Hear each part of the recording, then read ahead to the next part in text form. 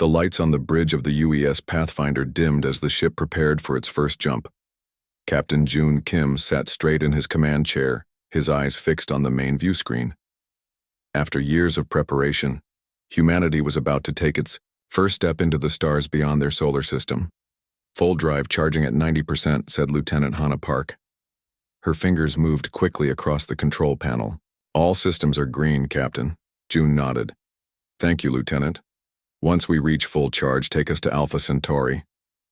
The bridge crew worked quietly. Each person knew their job. Each person knew what this moment meant for all humans back on Earth. For 100 years, humanity had worked together under one government. They had built cities on the Moon and Mars. But this was different. This was the real beginning of humanity's journey to the stars. Security Chief Tae-sung stood near the door, watching everyone. His hand rested on his weapon, though there was no danger here. Old habits from the Mars Rebellion were hard to break. "Full drive at full power," Hannah announced. "Ready to jump on your command." June took a deep breath. "This is for Earth, for humanity.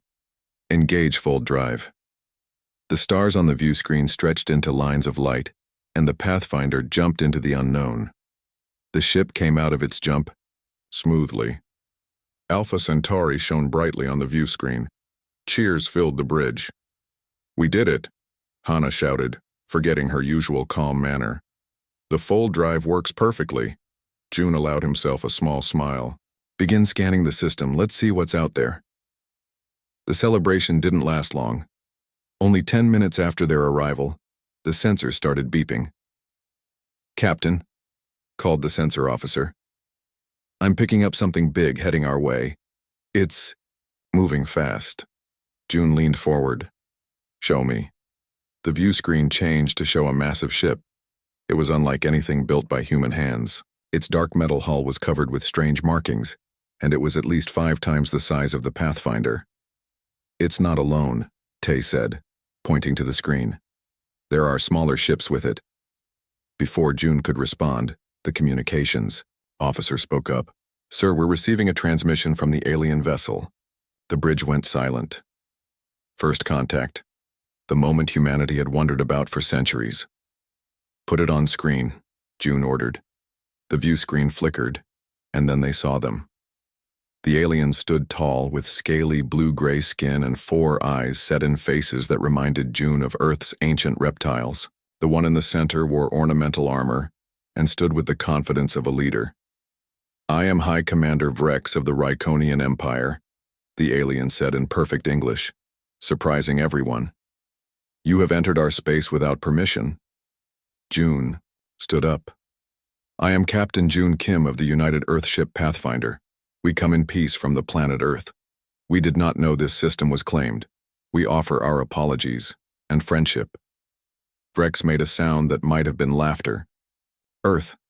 Yes, we know of your primitive world. We have observed your kind for some time. Bipeds with soft skin and simple technology." Tae stepped forward, his face hard. "We've developed the fold drive. That's hardly simple technology." "A lucky discovery," Vrex said. "One you clearly don't deserve. The Ryconian Empire has ruled this sector for 10,000 years. Many species serve us. Now it is time for humans to learn their place." June kept his voice steady. "We don't wish to challenge anyone. We only seek peaceful contact and exchange of knowledge." Vrex's 4 eyes blinked slowly. "Here is the only knowledge you need. Submit or be destroyed. Your ship will power down all weapons and prepare to be boarded.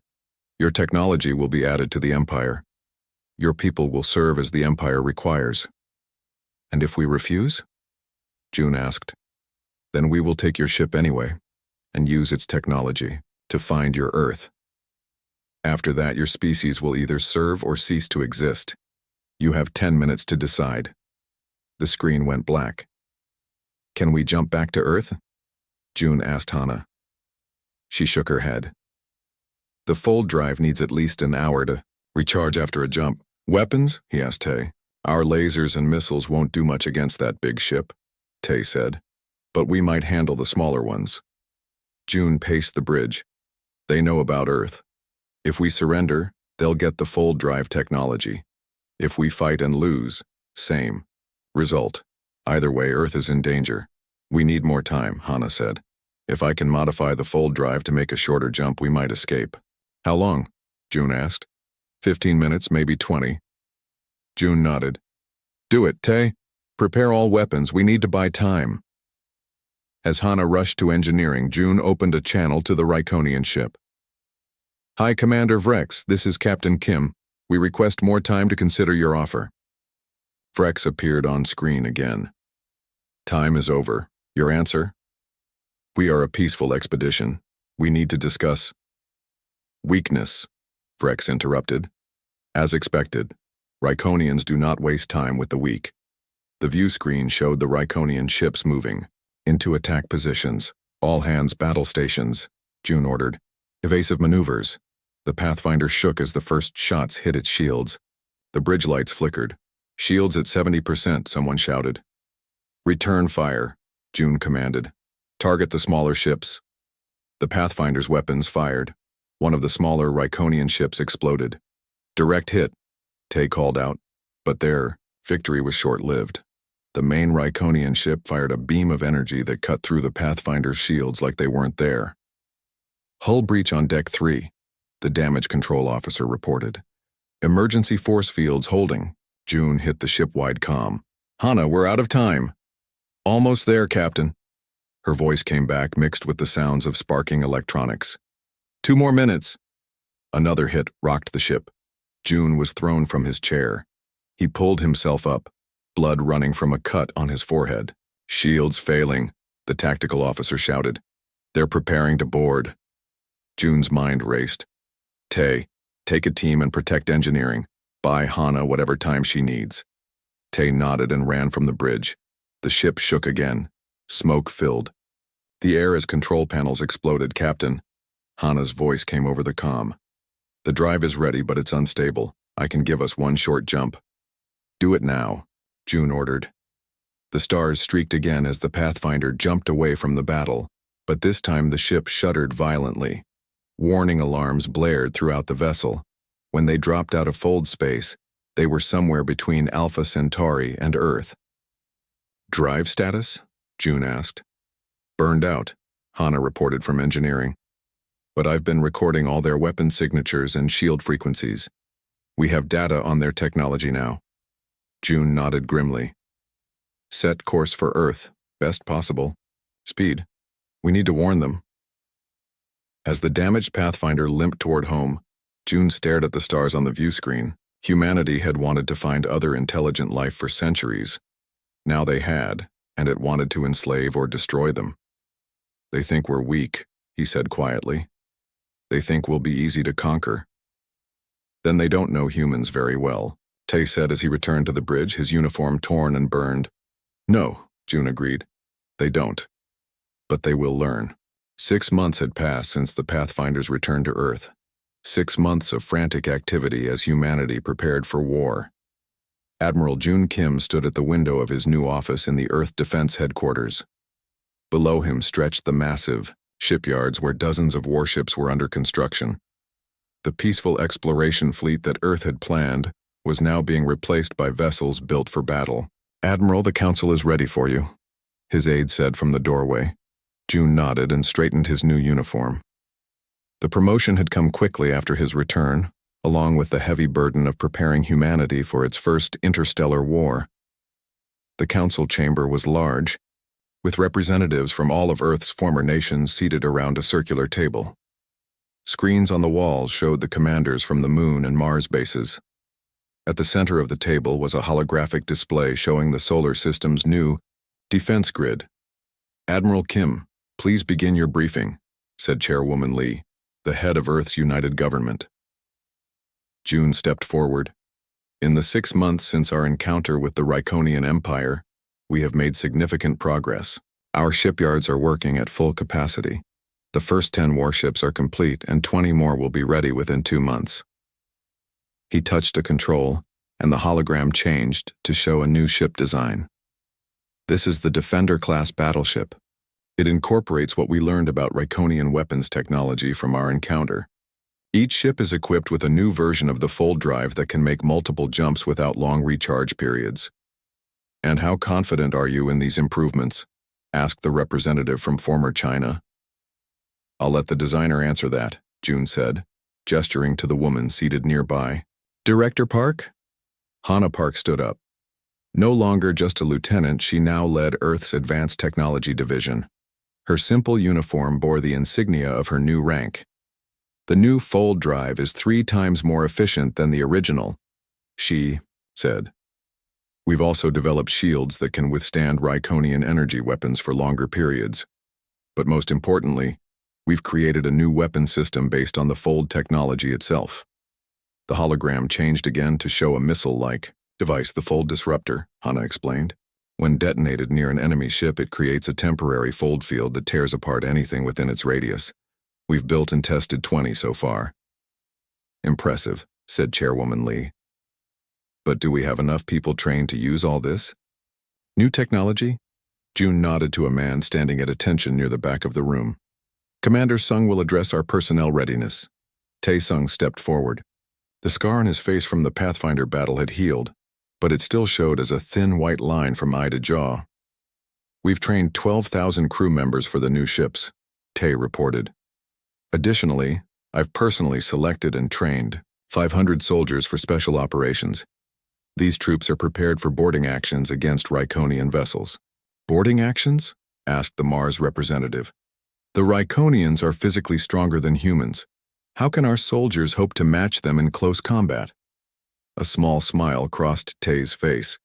We don't try to match their strength. We use our own advantages, endurance and adaptability. Ryconians tire quickly in sustained combat. They also cannot handle rapid changes in temperature or atmosphere as well as humans can. He touched the control, and the hologram showed a new type of combat, armor. This suit allows our soldiers to fight in conditions that would debilitate Ryconians. We've also developed tactics that focus on outlasting them rather than overpowering them. Chairwoman Lee nodded. Thank you, Commander. Admiral Kim, what is your assessment of our readiness? June took a deep breath. Chairwoman, council members, I must be honest.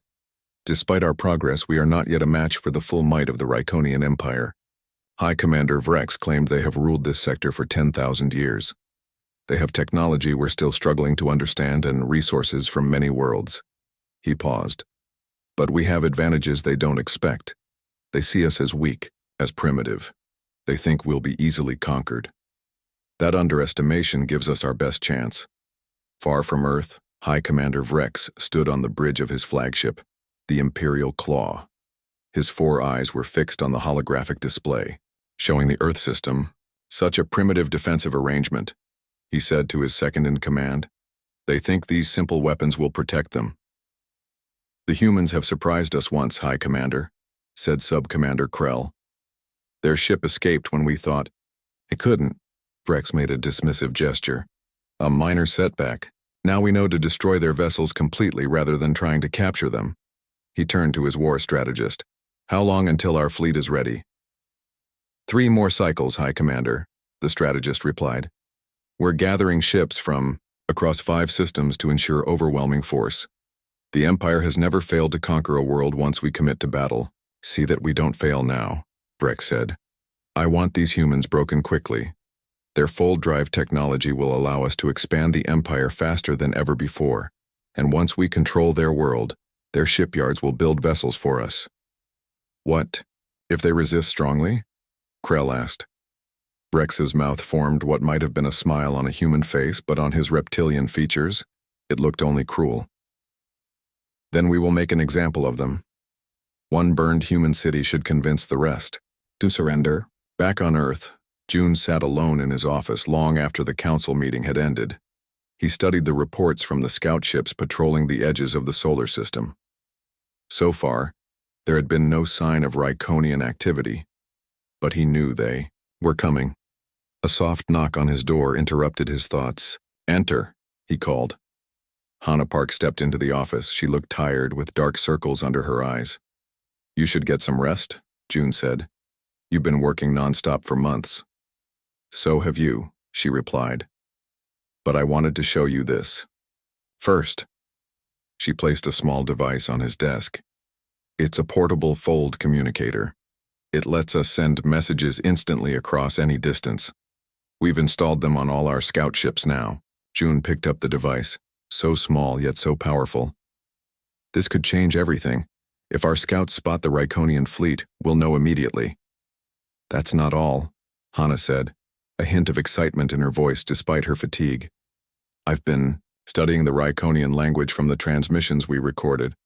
I think I've found a way to break into their communications network. June looked up, hope flickering in his eyes. You mean we could listen to their plans? Maybe even feed them false information? Hana nodded. It's still experimental, but yes. For the first time in months, June smiled. You're brilliant, Hana. This gives us another advantage they won't expect. I should get back to work, she said, turning to leave. There's still so much to do. Hana, June called after her. She paused at the door. We're going to win this. Somehow we're going to survive. I know, she said simply. We have to. We're fighting for Earth, for all humans. As she left, June turned back to the window. The shipyard lights shone brightly against the night sky. Thousands of people working around the clock, preparing for a war against an enemy most of them had never seen. The Ryconians thought humans were weak. They thought Earth would be an easy conquest. They were about to learn how wrong they were. The alarm sounded throughout Earth Defense Headquarters at exactly 3:17 in the morning. Admiral June Kim was awake and dressed within seconds, years of training taking over. Report, he barked as he entered the command center. Scout ship Horizon has detected multiple fold space ruptures at the edge of the solar system, said the officer on duty. The Ryconians are here, sir. June moved to the main display. The holographic map showed dozens of red dots appearing near Neptune. How many ships? 57 so far, Admiral, including 3 vessels larger than anything we've ever built. June felt his heart sink. Earth had 20 warships ready. Even with the defense stations around Earth, Mars, and the Moon, they were badly outnumbered. Signal all ships to battle stations, he ordered. Activate the planetary shield, and get me Chairwoman Lee. As the command center burst into activity, June studied the enemy formation. They were arranging themselves in a standard attack pattern, confident in their superiority. Admiral, called a communications officer, we're receiving a transmission from the Ryconian fleet. Put it on screen, June said. High Commander Vrex appeared, looking exactly as June remembered from their first encounter. People of Earth, Vrex began, his voice echoing through the command center. I am High Commander Vrex of the Ryconian Empire. For 10,000 years we have ruled this sector of space. Many species serve us. Now it is time for humans to join them. Vrex paused, his 4 eyes blinking slowly. Surrender now and your lives will be spared. Resist and we will destroy your cities one by one until you submit. You have 1 Earth hour to decide. Lower your shields and disarm your weapons as a sign of your surrender. The screen went dark. He hasn't changed his speech much, said a familiar voice from behind June. He turned to see Hana entering the command center, followed by Tay. Both were in battle dress. I think it's the only one he knows, June replied with a grim smile. Status reports? All 20 ships are ready for combat, Tay said. My special forces are on board and prepared for boarding actions, and I've just finished the final calibrations on the full disruptors, Hana added. They're loaded on our 5 largest ships. June nodded. Then it's time to show the Ryconians what humans can do. The Earth fleet moved into position between the Moon and Earth, 20 ships against 57. Behind them, the blue-green planet they were sworn to protect. On the bridge of his flagship, the UES Defiance, Admiral June Kim opened a channel to all Earth vessels. This is Admiral Kim. Today we face an enemy that believes we are weak, that thinks we will surrender rather than fight. They are wrong. He paused, looking at the faces of his bridge crew. Humans have always fought hardest when our backs are against the wall. Today we fight not just for ourselves, but for our entire species, for Earth, for all of humanity's future. We have a plan. We have technology the enemy doesn't expect. And most importantly, we have something the Ryconians will never understand. the human spirit. No matter what happens today, fight with everything you have. Show them what it means to challenge humanity. He closed the channel and turned to his tactical officer. Begin Operation Thunderstorm on my mark. The Ryconian fleet moved steadily closer, clearly expecting no resistance. Now, June ordered. 5 Earth ships, including the Defiance, vanished in flashes of light as their fold drives activated. They reappeared seconds later directly in the middle of the Ryconian formation. Fire fold disruptors, June commanded. New weapons launched from each Earthship, small missiles that seemed harmless compared to the massive Ryconian vessels. Then they detonated. Space itself seemed to tear apart around the Ryconian ships. 3 of their largest vessels were caught in the disruption fields. The ships twisted and broke apart as the fabric of space-time warped around them. Direct hits, shouted the tactical officer. 7 enemy ships destroyed, 12 severely damaged. But the Ryconians recovered quickly. Their remaining ships turned to attack, energy weapons blazing. All ships, execute defensive pattern Alpha, June ordered. The Earth fleet moved in perfect coordination, using maneuvers they had practiced for months. They aimed for the weak points in Ryconian ship design that Hana had identified from their first encounter. On board the Ryconian command ship, High Commander Vrex watched in shock as his carefully planned attack fell into chaos. How are they doing this, he demanded. Their technology is inferior. Their ships are smaller. High Commander, his tactical officer reported. The humans are using some kind of space warping weapon we've never seen before. And their attack patterns. They're targeting exactly where our shields are weakest. Impossible, Vrex hissed. They couldn't have learned so much from one brief encounter. Another explosion rocked his ship. Human boarding craft detected, someone shouted. They've breached our hull on Deck 7. Commander Tae-sung led his team through the corridors of the Ryconian flagship. Their special armor protected them from the atmospheric changes the Ryconians used as a defense. Remember, your training, Tae told his soldiers. Don't try to match their strength. Use their weight against them. And keep moving. They tire faster than we do. They encountered a group of Ryconian soldiers at the next junction. The aliens were massive, each standing over 7 feet tall with armor that made them look even larger. Weak humans, the lead, Ryconian growled. You will die here. Tae didn't waste time responding. He signaled his team and they attacked using the special tactics they had developed. They fought in pairs, one soldier distracting a Ryconian while the other struck at the weak points in their armor. The battle was fierce.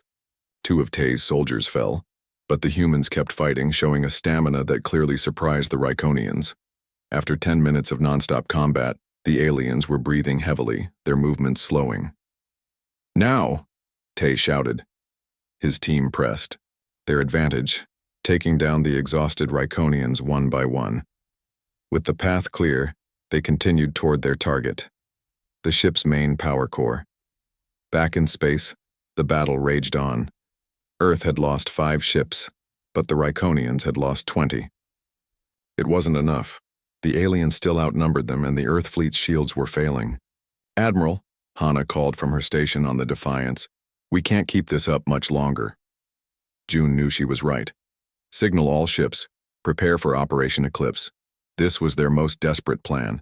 The remaining Earth ships would make a synchronized fold jump to the far side of the moon, then immediately jump back to attack the Ryconians from behind. As they prepared for the jump, a massive explosion lit up space. One of the largest Ryconian ships, the one Tai had boarded, was breaking apart. They did it, Hana whispered. But the victory came at a cost. There was no sign of Tae's team escaping the doomed vessel. June allowed himself 1 second of grief for his friend. Then he gave the order. Execute Operation Eclipse. The Earth ships vanished just as the Ryconian weapons fired. They reappeared, behind the alien fleet, and launched everything they had left. More Ryconian ships exploded. Their formation, already disrupted, fell into complete disarray. For the first time, they began to retreat. On the main screen, June saw a small ship launch from the debris of the destroyed Ryconian flagship. Scan that vessel, he ordered. Sir, said the tactical officer, his voice filled with surprise. It's Commander Sung. He and 3 of his team made it out. As the Ryconian fleet continued its retreat, June opened a channel to all Earth ships. This is Admiral Kim. Against all odds, we have won this day. Earth is safe.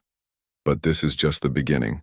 The Ryconians will return, and we must be ready. He watched as the remaining alien ships made fold jumps away from the solar system. Today, we showed them that humans will not surrender. We will not be conquered, and if they return, we will be waiting. 3 years had passed since the first battle. Earth had changed. Where once there had been 20 ships, now there were 200. The shipyards around Earth, Mars, and the Moon worked day and night. People who had been farmers, teachers, and office workers now served on warships. Admiral June Kim stood on the bridge of the UES Vengeance, humanity's newest and most powerful warship. It was 5 times larger than the old Defiance, built using technology taken from captured Ryconian vessels. "All ships report ready, Admiral," said his first officer. June nodded. "Signal the fleet. Begin Operation Spearhead."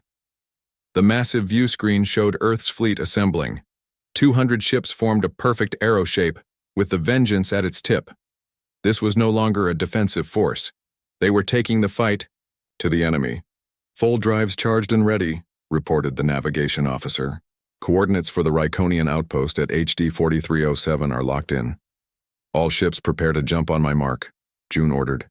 3, 2, 1, execute. The fleet vanished in a flash of light, leaving Earth behind for the first time in human history. The Ryconian outpost world was not prepared for attack. Its small defense fleet scrambled to respond as 200 human ships appeared in its orbit. "This is Admiral June Kim of the United Earth Fleet," June broadcast on all frequencies. "We have not come to destroy your world. We offer you a choice. Join us against the Ryconian Empire, or evacuate your military installations. You have 1 hour to decide." On the bridge of the Vengeance, Director Hannah Park stood beside June. She was no longer just an engineer. She now led all of Earth's advanced weapons development. "Do you think they'll surrender?" she asked quietly.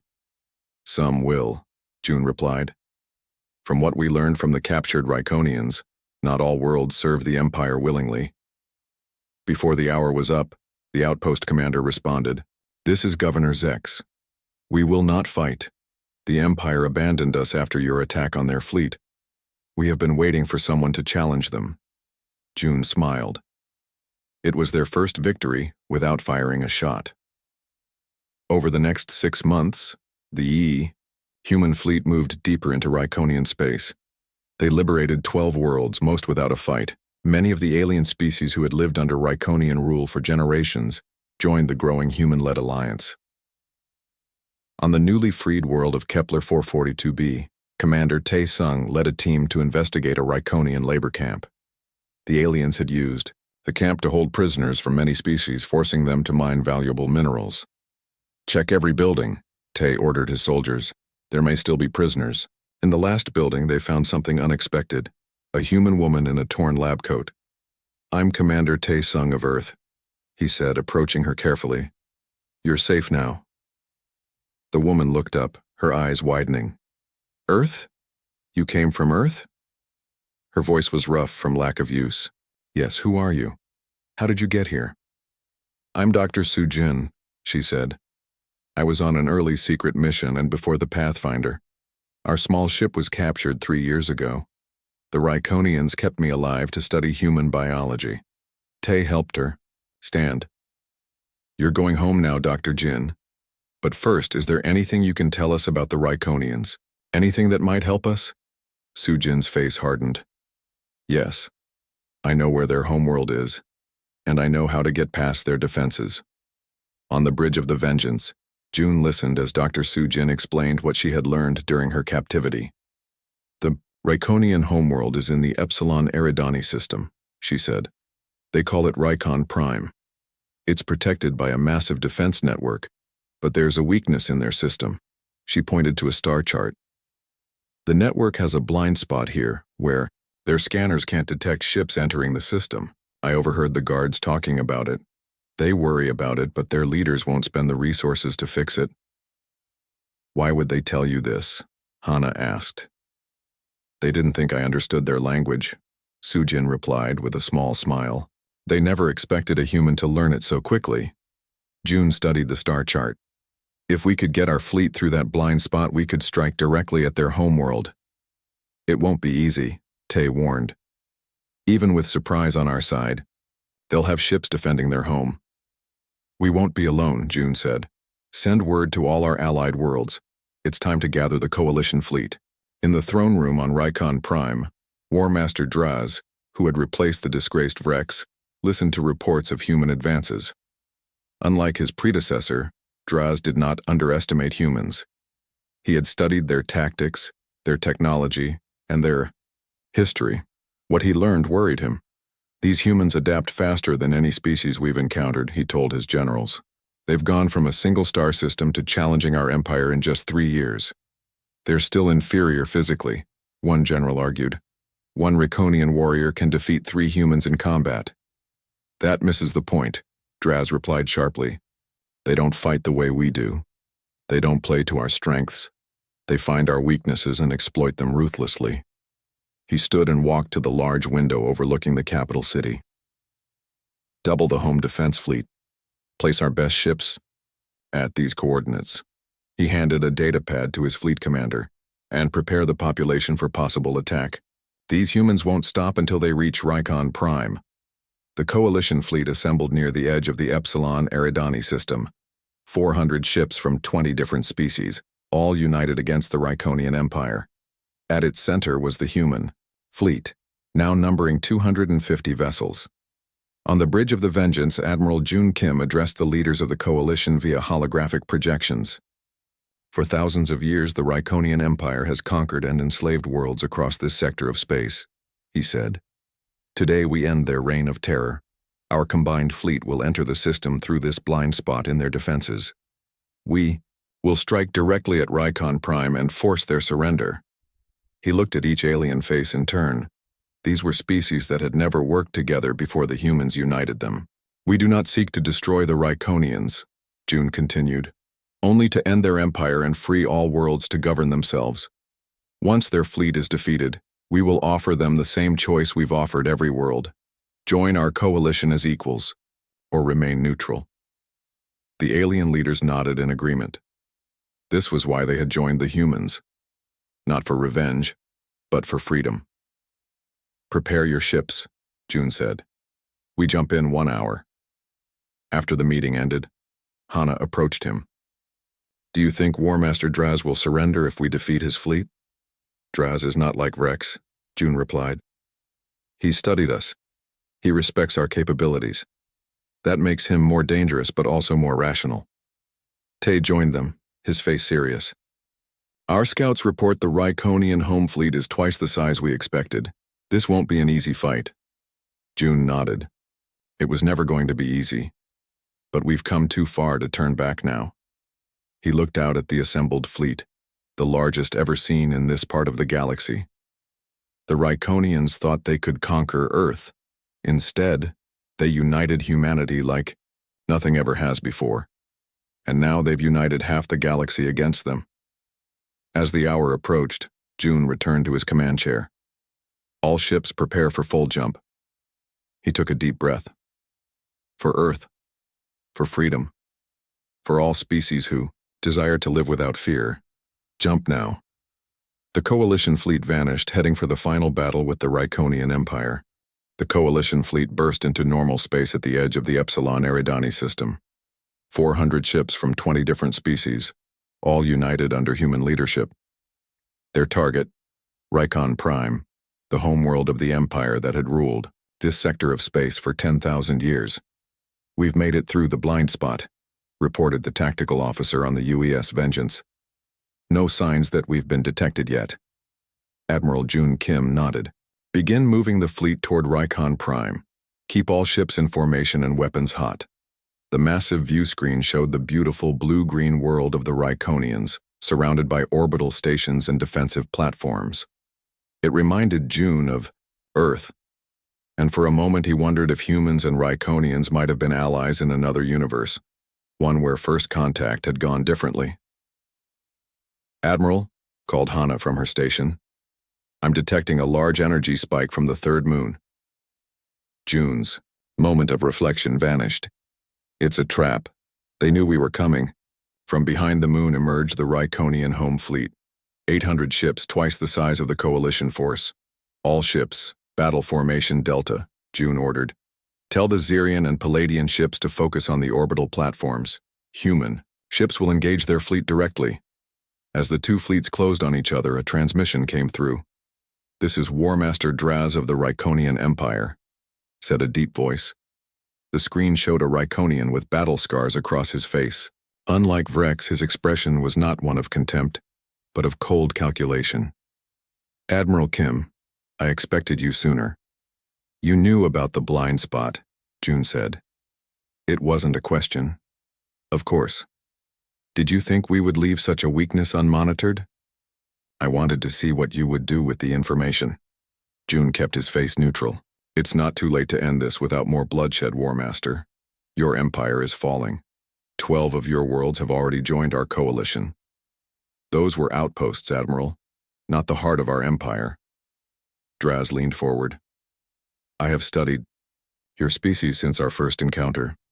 You are formidable opponents, but today, here at the center of our power, you cannot win." "We'll see about that," June replied. He signaled to cut the transmission. "All ships, execute Protocol Omega." This was the plan they had prepared for months. The coalition fleet split into 3 groups. One engaged the Ryconian fleet directly. Another moved to attack the orbital platforms. And the third, led by the Vengeance, made a daring high-speed run toward the planet itself. On the surface of Rycon Prime's moon, Commander Tae-sung led 500 Special Forces soldiers toward the main defense control center. Their mission was to disable the planetary shield generators, allowing the coalition fleet to target military installations on the surface. "Remember, we move fast and don't stop," Tae told his troops. "The Ryconians will try to wear us down. Don't let them." They encountered heavy resistance as soon as they approached the facility. Ryconian elite guards, the best warriors in the Empire, blocked their path. "Humans," growled the Ryconian commander. "You think your small bodies can defeat us?" Tae didn't waste time with words. He signaled his troops to attack using the special tactics they had perfected over 3 years of war. They fought in coordinated teams, never engaging the stronger Ryconians directly, always moving, always adapting. The battle was fierce. Tae saw many of his soldiers fall, but the humans kept pushing forward, showing a determination that clearly confused the Ryconians. In space, the battle raged across the entire system. Coalition ships fought with courage against the larger Ryconian fleet, but despite their bravery, they were outnumbered. On the bridge of the Vengeance, June watched as ship after ship winked out on the tactical display. "Report," he ordered. "We've lost 30% of our fleet," said the tactical officer. "The Ryconians have lost 20% of theirs. At this rate, we won't last another hour." June knew he needed to act. Prepare the fold cascade device. This was their last resort, a weapon Hana had developed using the most advanced fold technology. It had never been tested in battle because of its power and unpredictability. "Sir," Hana said quietly, "we don't know if the containment field will hold. If it fails, it could destroy everything in this system, including our own fleet." "We have no choice," June replied. "If we can't win here, the Ryconians will regroup and attack Earth again, and next time they won't underestimate us." He opened a channel to all coalition ships.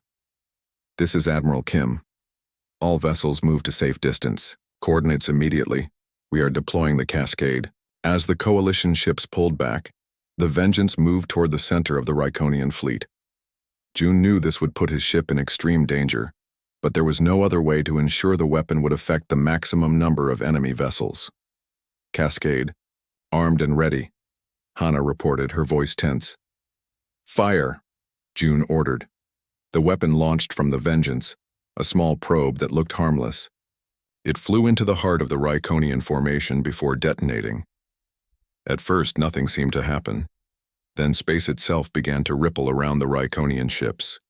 Fold fields appeared and disappeared rapidly, tearing at the fabric of reality. One by one, the Ryconian vessels were caught in the disruption fields, their hulls twisting and breaking apart. But the cascade didn't stop. The disruption fields grew larger, spinning out of control. The Vengeance shuddered as the edge of a field brushed against its shields. "Field containment failing," Hana shouted. "The reaction is growing too fast." A massive explosion rocked the ship.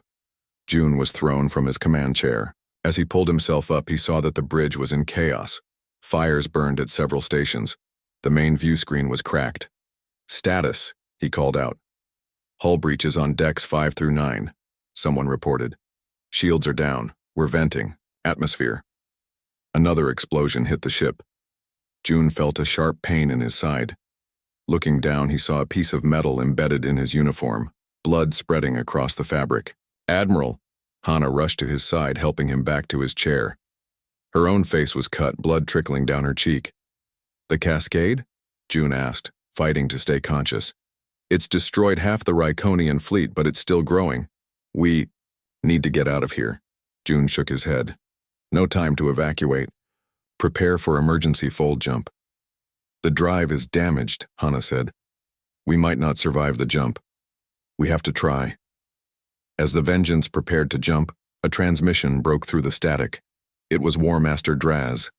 "Admiral Kim," he said, his voice strained. "What have you done? This weapon could destroy the entire system." "It was never meant to go this far," June replied honestly. "But we couldn't let your empire threaten Earth again." "Why?" Draz asked. "Why fight so hard? Why take such risks? You could have submitted and lived." With his remaining strength, June leaned forward. "Because that's what humans do. Throughout our history, we have faced impossible odds. We have endured. We have adapted. And we have prevailed.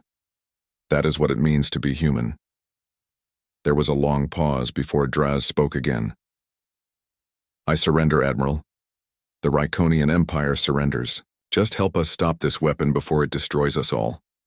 June looked at Hana. She nodded. "If we can get to the control center on the moon, we might be able to create a containment field large enough to stop the cascade reaction." June opened. A channel to the moon base. "Commander Sung, do you copy?" Tay's voice came through, mixed with static. "We've secured the control center, Admiral, but we're taking heavy fire." "The Ryconians have surrendered," June told him. "Work with them now. We need to use their technology to stop the cascade." Over the next hour, humans and Ryconians worked together for the first time. Tay's forces and Ryconian technicians managed to create a massive containment field that slowly brought the cascade under control. When it was over, June stood in the ruined bridge of the Vengeance, looking at the view screen. The image showed human and Ryconian ships helping each other, rescuing survivors from damaged vessels. "It's over," Hana said softly.